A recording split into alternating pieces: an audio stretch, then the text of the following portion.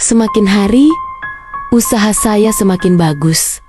Akan tetapi, usahanya Pak Bowo semakin hancur lebur. Dan beberapa hari kemudian, suami saya mengecek mutasi keuangan di HP saya. Di situ terlihat ada mutasi transferan senilai 50 juta ke Pak Bowo. Dan suami pun bertanya kepada saya, ini uang untuk apa? Dan siapa Pak Bowo itu? Setiap harinya pun, saya didesak sama suami tentang uang itu. Saya bertengkar terus mengenai transferan 50 juta itu. Saya juga bingung. Mencari alasan lain juga bingung. Dan saya pun juga pusing membuat alasan-alasan apa nantinya. Akhirnya, mau tidak mau, ya saya cerita ke suami saya. Saya bercerita kalau saya itu pernah melakukan pesugihan. Dan juga pesugihan itu masih berjalan sampai sekarang. Dan Pak Bowo itu adalah rekanan pesugihan saya. Akan tetapi, pesugihan itu adalah pesugihan kemukus.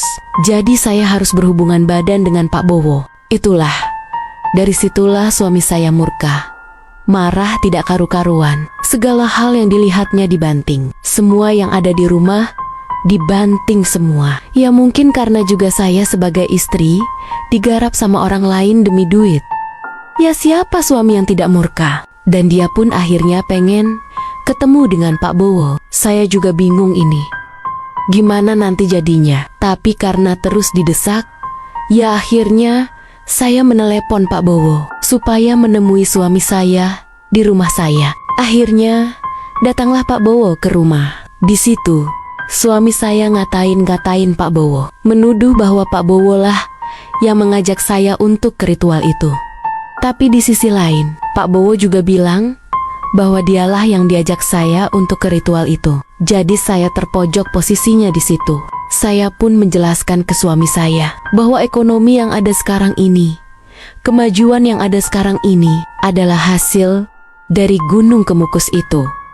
Karena nggak mungkin kalau nggak hasil dari sana bisa berkembang dengan cepat sebesar ini dengan semua yang saya dan suami miliki. Dan di situ pelan-pelan saya lerai pertengkaran itu. Dan suami saya omongin pelan-pelan.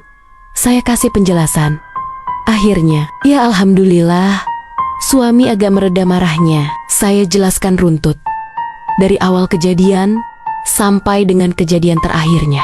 Lalu beberapa hari kemudian, Pak Bowo datang lagi ke rumah. Dan di situ, ya pertemuan lagi antara saya, suami saya, dan Pak Bowo. Saat mau duduk ke sofa, sebelum Pak Bowo itu duduk, suami saya sudah nunjuk-nunjuk muka Pak Bowo. Kamu itu udah tua, udah hitam, ngajak-ngajak istri orang untuk pesugihan. Ya pokoknya banyaklah kata-kata makian dari suami saya. Ya pusing juga saya mendengarnya. Dan Pak Bowo pun juga nggak mau disalahkan 100% dalam hal ini. Dia bilang ke suami saya, semakin